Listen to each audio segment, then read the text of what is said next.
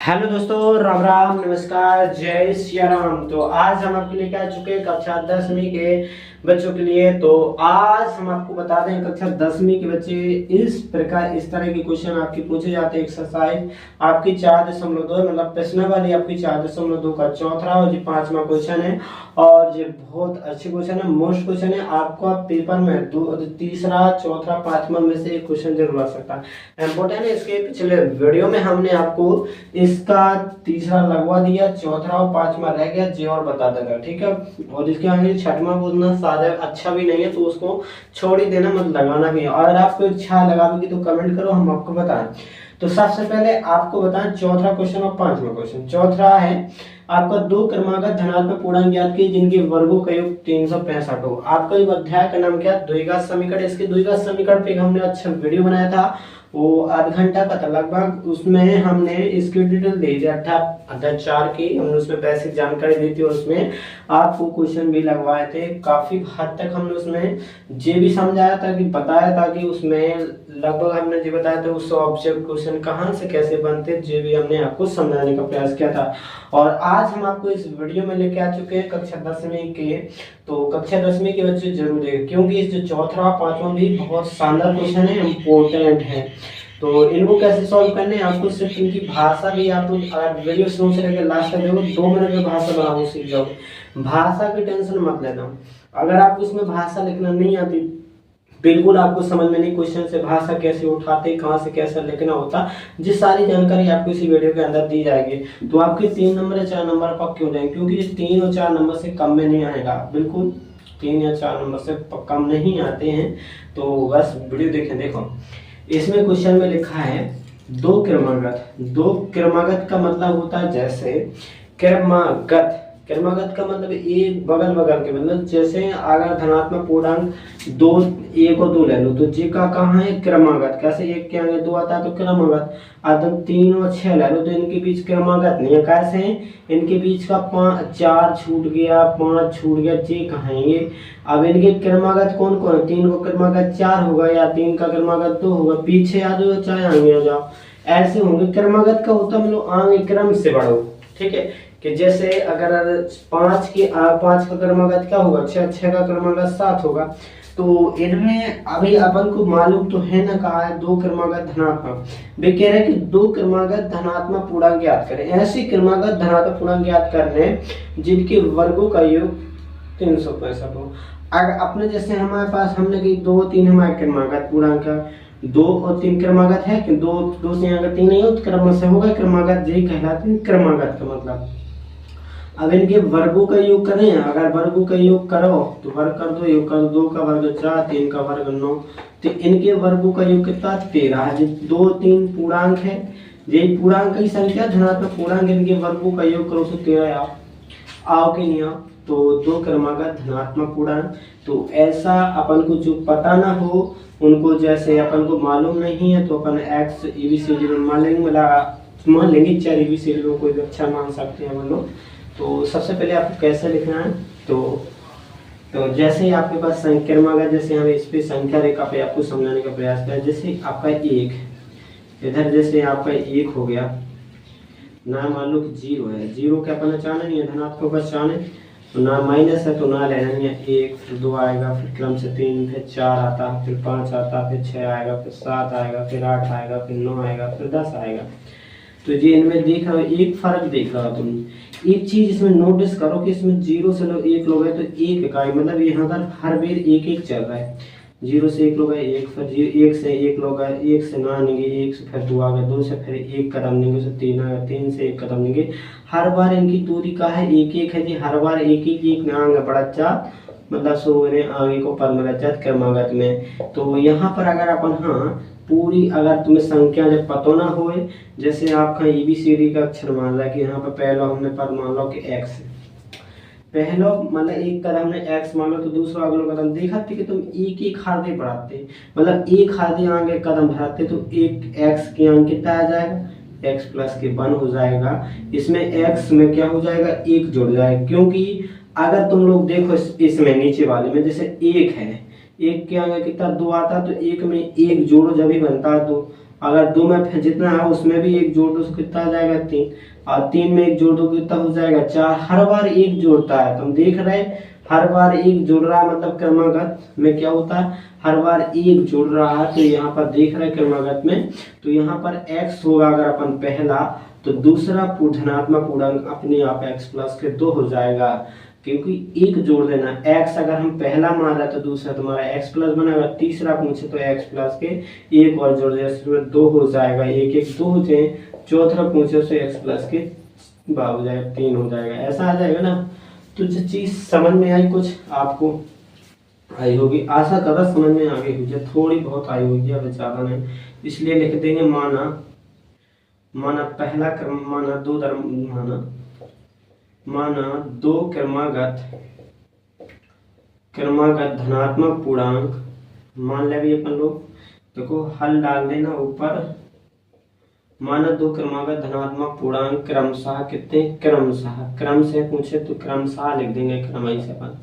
तो पहला लिख देंगे अपन, अगर कोई भी x मानने, y मानने, z मानने, q मानने, ABCD का कोई भी अक्षर अगर मानने हैं तो पहला लिखेंगे x, अपने पास अपने आप दूसरा का बन जाएगा, इसमें 1 जुड़ जाएगा तो x प्लस के 1 बन जाएगा, हो जाएगा कि नहीं हो जाएगा। तो 2 क्रमागत धनात्मक पूर्णांक x और x प्लस 1 हो जाएंगे, ठीक है। तो अब अपन का 2 पूर्णांक पता चल रहा है, वे कह रहे थे संज्ञा उनको जन को वर्ग का योग तो 365। प्रश्नानुसार क्या कह रहे थे, प्रश्न में कह रहे थे प्रश्नानुसार जो धनात्मक पूर्णांक है इनके वर्गन को योग, जो कह रहे थे ना 2 क्रमागत धनात्मक पूर्णांक याद कीजिए जिनके वर्गों का योग तो 365, मतलब हमारे पास ये अगर जिनके पूर्णांक मिल गया, धनात्मक पूर्णांक पता चल गया, तो क्रमागत धनात्मक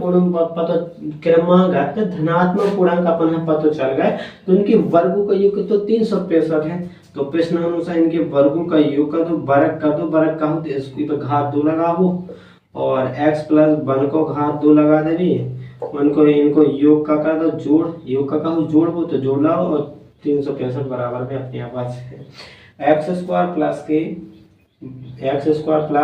x प्लस 1 का होल स्क्वायर बराबर इनके वर्गों का योग तो 365, बिल्कुल क्वेश्चन के अनुसार सेम कर दिया। और अपन ने कुछ नहीं लिखा, जी वाली लेनी इधर से उठा ले, माना 2 क्रमागत धनात्मक पूर्णांक क्रमशः x और x प्लस 1 है, इतना जी प्रश्न में कह रहा तो वही प्रश्न का चिपका दिया, कह दिया कि नहीं कर दिया। अब इनके वर्ग करो, स्क्वायर कर दो, x का स्क्वायर करो तो x स्क्वायर आ जाएगा, इसका x स्क्वायर करोगे, इसका होल स्क्वायर खोलोगे तो नौवीं में ऐसे होल स्क्वायर खोलना सीखे अपने बहुपद में पढ़ाते हैं, इनकी घात कैसे सॉल्व करती हैं, तो ये आपको बनाना चाहिए। नहीं आता तो ध्यान देना, इसका पहले का x स्क्वायर होल स्क्वायर करोगे x स्क्वायर, दूसरे का कर दोगे x स्क्वायर, तो 1 का स्क्वायर होता है 1, फिर इनका आपस में गुणा कर दो, 1 1 कम 1x, फिर 2 का गुणा कर दो तो 2 1 कम 2x हो जाएगा। इनका या तो ऐसा कर लेना, इनको 2 बार गुणा में लिख लो, ऐसा इस प्रकार से आप लोग 2 बार गुणा में लिख लो, फिर इससे गुणा कर सकते हो आप लोग, ऐसा भी कर सकते हैं, जैसा आप चाहो वैसा कर सकते हो, आएगा आपका वैसा ही। आगे पीछे कोई भी पद आ जाए, जैसे एक्स स्क्वायर आ गया आपका x स्क्वायर, 1 आ गया तो 1 है, 2x था तो 2x आ गया, ठीक है। नए आगे पीछे पद कौन भी आ सका, लेकिन इसमें वही फर्क नहीं कैसे पड़ेगा, ना वहाँ कोई बैठो है। अब इसमें जो समान पद होगा वो जोड़ेगा, तो x स्क्वायर देखो समान पद है, समान घात है, समान चर है, तो x स्क्वायर जोड़ेंगे तो x जुड़ जाएंगे, 2x स्क्वायर हो जाएंगे। समान चर होते तो उनके गुणांक जुड़ जाते हैं, ठीक है, एक इधर का गुणांक एक इधर का, एक एक जुड़ गया तो 2x आता है।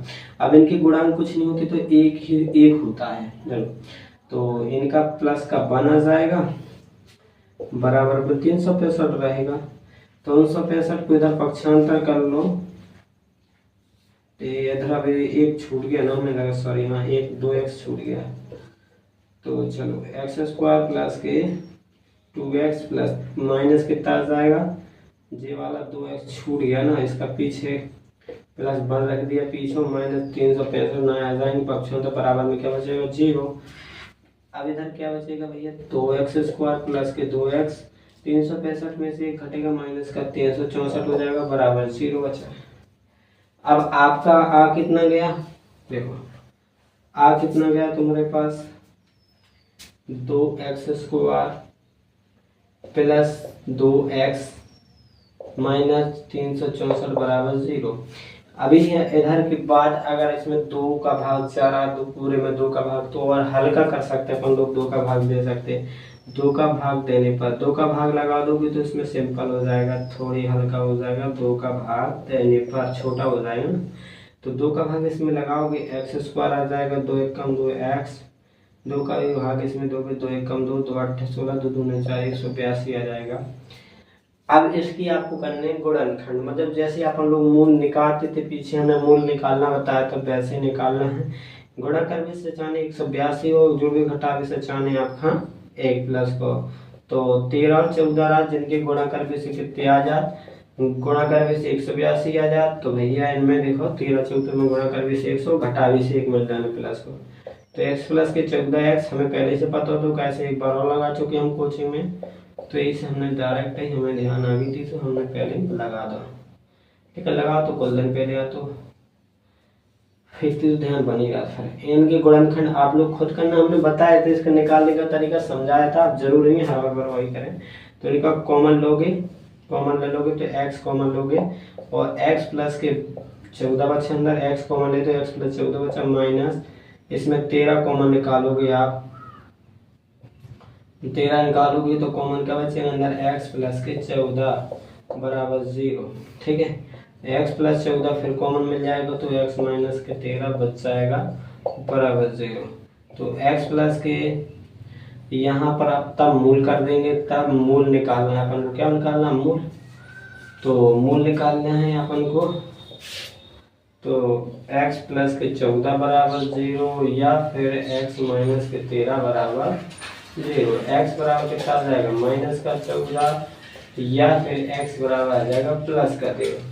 अपन को चाहिए धनात्मक पूर्णांक। क्या है यहाँ पर लिखा था? 2 क्रमांक धनात्मक पूर्णांक ज्ञात कीजिए। तो धनात्मक माइनस नहीं ज्ञात करने, तो इनको कट्टे से मार दो, इनको मतलब गलत कर दो। असत्य है जी अपना जी, सत्य जी है, तो सत्य वाला बनेंगे आता है x बराबर 13, x बराबर 13 आ गए, रुक जाओ। तो x बराबर 13 आ गए तो अपना आता है 2 क्रमांक धनात्मक पूर्णांक कितना हो जाएगा? तो इतने लिख देंगे आता है 2 क्रमागत धनात्मक, 2 क्रमागत धनात्मक पूर्णांक, 2 क्रमागत धनात्मक पूर्णांक कितना है? देखो 2 क्रमागत धनात्मक पूर्णांक कितना है आपका? एक है तो 13 है, बात सॉरी धनात्मक पूर्णांक पहला कितना है? आप पहला अगर x सत्य है अपना 13 प्लस 5 जो सत्य 13 है, दूसरा आपका क्या हो जाएगा अपने आप 13 में 1 जोड़ के 14 बन जाएगा, 13 और 14 है। ठीक है, कैसे? या ऐसा नहीं लिखने से आप लोग 13 प्लस 1 कर सकत और बराबर 14 आ जाए। ठीक है, जैसे इधर मान रख दोगे 13x, 13 को 13 प्लस 1 हो जाएगा। ठीक है, तो वैसे ही आ जाएगा। आपका आ चुका है। अगर आपको वीडियो अच्छी लगे तो लाइक करें। और इसके आगे का जो आपका छठवां है ना, तो छठवां बिल्कुल इसी तरह है। इसको पहले आपको दो एक बार समीकरण निकालना है, मतलब समीकरण के रूप में बनाना, फिर इसके मूल निकालना है। इसके हम आप समीकरण बस बनवा दे रहे, फिर आप मूल खुद निकाल लेना। ठीक है, ज्यादा सुविधा जाएगी। अगर आप लोग समझ ले तो समझ ले, एक बार समझ लो ना तो फिर दोबारा एक बार खुद लगाया करो। जब एक बार समझ में आए दोबारा लगाओगे, अपनी समझ से लगाओगे तो दिमाग में फिर दोबारा अगर तुमने अपने मन से लगा दो समझ लोगे, तुम्हें समझ में आ जाएगा, कुछ आ गया होगा दिमाग में। नहीं तो नहीं बनेगा, कभी नहीं बनेगा। दूसरा लगाओगे नहीं, सवालों को लगाओगे नहीं तो ये कभी नहीं बनते। एक समकोण त्रिभुज है, एक समकोण त्रिभुज की ऊंचाई इसकी आधार से 7 कम है। देखो इसमें कह रहा है कि एक समकोण त्रिभुज की ऊंचाई आपका देखिए इसके आधार से कितनी 7 कम है। समकोण त्रिभुज की ऊंचाई कितनी है? आधार से 7 कम है। तो पहले तो ऊंचाई पर ऊंचाई बस सॉरी त्रिभुज की ऊंचाई इसके आधार से 7 कम है। आधार से कितनी है? 7 का। तो पेड़ को आधार पर तो बहुत चाहिए। यदि कर्ण 13 सेंटीमीटर अन्य दो भुजाएं ज्ञात कीजिए। तो अपन एक तो ऊंचाई के लिए कंडीशन है कि ऊंचाई कितनी इसकी आधार से 7 कम है, तो पहले तो आधार पता होना चाहिए। तो यदि कर्ण 13 कर्ण लाइए अपने माना समकोण त्रिभुज की आधार कितना है? x मान ले। माना समकोण त्रिभुज का जो पता नहीं उसको मानो। अब जैसे इसमें देखा है एक समकोण त्रिभुज की ऊंचाई कितनी है भैया, आधार से 7 कम कह रहा है, तो आधार पहले पता हुई जब तो आधार में से 7 कम करे जब तो ऊंचाई मिले, तो वैसे ही ना। तो जैसे भी कह रहे थे कि समकोण त्रिभुज की ऊंचाई कितनी, आधार से 7 कम है, तो पहले हमें आधार पता होगी जब तुम आधार से 7 कम कर भी, जैसे ऊंचाई आधार से 7 कम है तो आधार में से 7 कम कर दे जब तो ऊंचाई निकले। तो माना समकोण त्रिभुज का आधार कितना है, x सेंटीमीटर है, x सेंटीमीटर मतलब x मान लो x में से आप 7 कम कर भी जब ऊंचाई में लगा बेका कह रहे थे अगर आधार पता होगी तो आधार में से 7 कम कर देना। आधार हमने मान लो x सेंटीमीटर, तो x में से 7 घटा दे तो तब निकले, इसलिए ऊंचाई का हो जाए, इसलिए त्रिभुज की ऊंचाई, इसलिए ऊंचाई क्या हो जाएगी, ऊंचाई क्या हो जाए, आधार से 7 कम, तो आधार x है, आधार में से 7 कम कर दो तो कितना आ जाएगा, x माइनस के 7 सेंटीमीटर। और कर्ण कितनी दी, तथा कर्ण कितना दिया अपन को, तो कर्ण कितना है 13 सेंटीमीटर, कर्ण थे 7 से 13 सेंटीमीटर। तो जो बताओ तुम्हें पाइथागोरस प्रमेय पता होगी, जब समकोण त्रिभुज में तीनों भुजा पता हो, मतलब एकाध भुजा पता हो, तो आधार कौन का जाका जैसे लंब जाओ जो लंब का हो तो चाहे लंबा बोलो जाता है, कर्ण कितनी 13 सेंटीमीटर है। इसमें पाइथागोरस प्रमेय लगा देना अपना, करा दें अब पाइथागोरस प्रमेय से, पाइथागोरस प्रमेय से जब समकोण त्रिभुज हो तो पाइथागोरस प्रमेय लग जाता है, समकोण त्रिभुज है तो पाइथागोरस प्रमेय काम कर जाए। पाइथागोरस प्रमेय हो कर्ण का स्क्वायर, लंब का स्क्वायर, लंब का भैया ऊंचाई पहले बता दे रहा था मैंने, और आधार का स्क्वायर, तो कर्ण 13 है, लंब कितनी थी आपकी, लंब मतलब ऊंचाई से x माइनस के साथ, आधार कितनी आपकी x है। तो चलो इनको सॉल्व करोगे तो एक द्विघात समीकरण आपसे निकल के सामने आ जाएगा। 13 का वर्ग होता है 169, इसमें इसको सॉल्व करोगे 2 बार लिखोगे तो x स्क्वायर प्लस 49 माइनस के 14x। हमने सॉल्व कर लिया, आप तो सीधा डायरेक्ट सॉल्व करें, जैसा आपको करना वैसा कर सकते, ठीक है।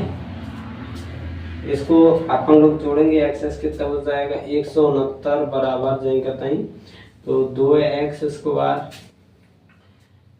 स्क्वायर माइनस के 14x प्लस के 49, या फिर एक बार लिख सकते हैं मान लो 2x स्क्वायर माइनस के 14x प्लस के 49 बराबर 169। 49 समानांतर नहीं है, पक्षांतर कर लो, 49 प्लस के ना माइनस 169,000 पक्षांतर बराबर 0, तो 2x स्क्वायर माइनस 14x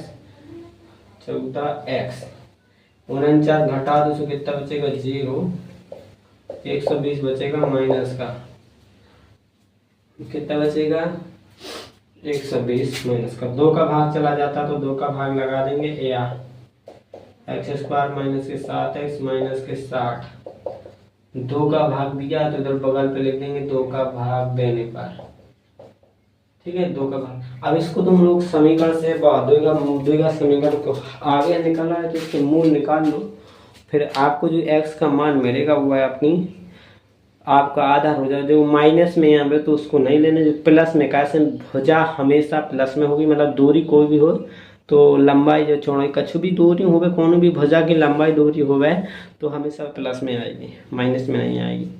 को कहा तो घर की दूरी माइनस में हो जाए, नहीं हो प्लस ही में रहे हमेशा, ठीक है।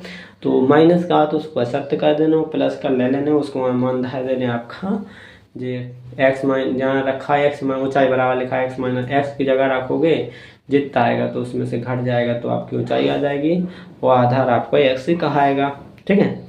तो अगर आपका वीडियो अच्छा लगे तो लाइक करें, शेयर करें, वीडियो चैनल को सब्सक्राइब जरूर कर लेना।